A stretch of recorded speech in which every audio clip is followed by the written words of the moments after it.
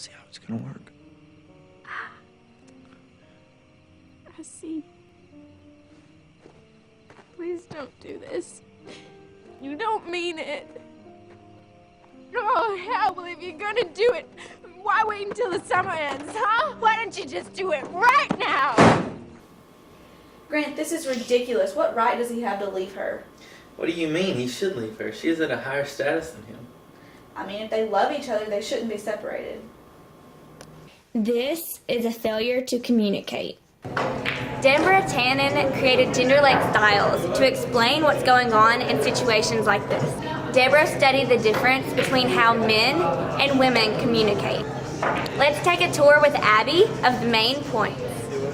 According to the theory, Tannen describes genderlects as a term suggesting that masculine and feminine styles of discourse are best viewed as two distinct cultural dialects. So what does all this mean? Let me show you. Tannen says that women are in the conversation to establish a human connection. Men, on the other hand, are in it for status and respect. Rapport talk is what us girls do. We're always trying to connect with people. Report talk is what men do. We're trying to get a point across, we're trying to command the attention and win the argument, because that's what men do. We win stuff. When do we see these differences? Public versus private speaking. Women like to speak publicly, but men tend to share privately. Telling a story. Men tell more stories than women, and they tend to be funny. Listening to others. Women are active listeners to show you they care. Men avoid using nonverbal cues because an active listening style shows agreement. Asking questions. The breakdown: women listen and ask questions to show you they're paying attention. Men don't ask questions to avoid sounding dumb. And finally, conflict. Since many men see life as a contest of status, they feel a lot better about arguing their point. Women, on the other hand, tend to avoid conflict. So how do genderlect styles work? Let's ask Bailey. First of all, we have to acknowledge that communication between men and women is cross-cultural. Just like any cross-cultural communication, there are ways to overcome these differences. According to Genderlect styles, Tannen believes that men can go through sensitivity training, and women through assertiveness training to help separate these differences. Each person needs to alter their own linguistic style in order to understand another person's style and their motive behind it. This is the first move to overcoming destructive responses. Let's look at an example of Genderlect styles from the movie She's the Man. Do you like cheese? Well, why, yes, I do. My favorite's Gouda. Oh, I like Gouda too. See? See what? We're flowing. We're talking about cheese. So what? Flow is flow. What? What's that? What is that? No, it touched me. It touched me. No, get it! You get it! You're the guy! The bigger guy!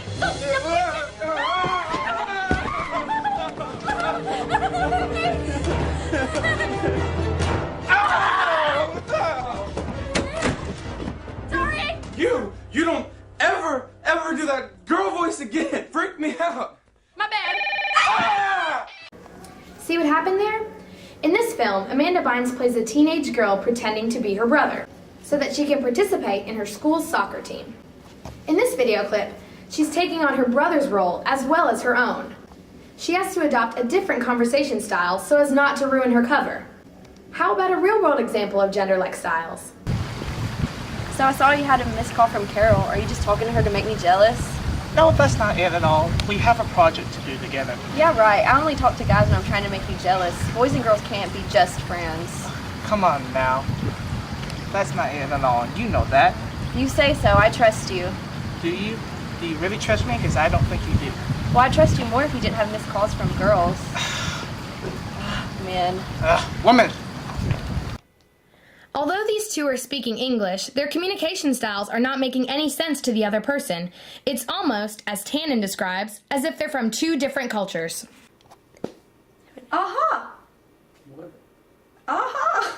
Tannen believes that if her Genderlect styles theory makes you say aha and have a better understanding of communication between men and women, she has been successful. The Genderlect styles theory does have its critics. Some theorists say that Tannen does not have enough research behind her observations. Others say that she forgets to take into consideration the issues of the past, such as male dominance and verbal abuse. According to a first look at communication theory by M. Griffin, Genderlect styles falls right in the middle of the objective versus interpretive theory spectrum. Although it samples from both sides, it measures up pretty well against Griffin's ideas for an interpretive theory. It calls for a new understanding of people, clarifies values, has aesthetic appeal, and calls for a reform of society. All that Genderlect styles theory lacks is a community of agreement and adequate qualitative research. Do you think that Genderlect styles would have helped us to understand communication in the past?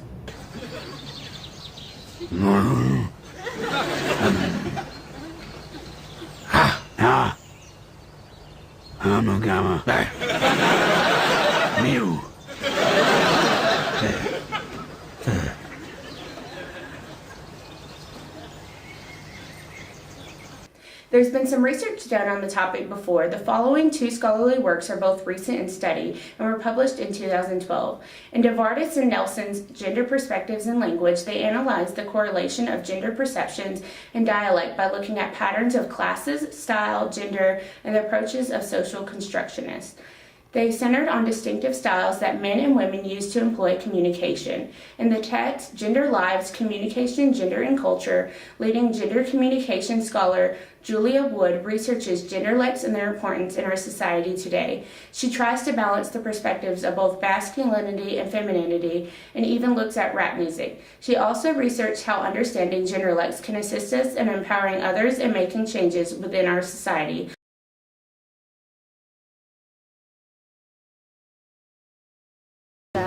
All the relationships that I have with guys, they're not very direct.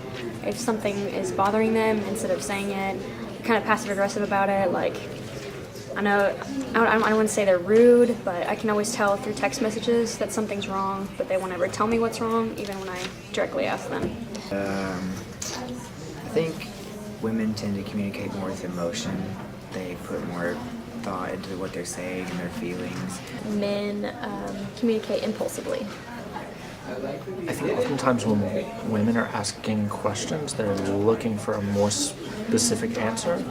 And when men ask questions, they just don't actually know. They're asking a question because they want to know the answer. I think women have to be more physical, and they have to be a little bit more vocal and verbal with what they want men to do rather than expect them to. And men should automatically know what to do. Like, that's what women want. Women want men to know what to do, and men want women to tell them what to do. This is going to sound really stereotypical, but I feel like just listening and being there and actually paying attention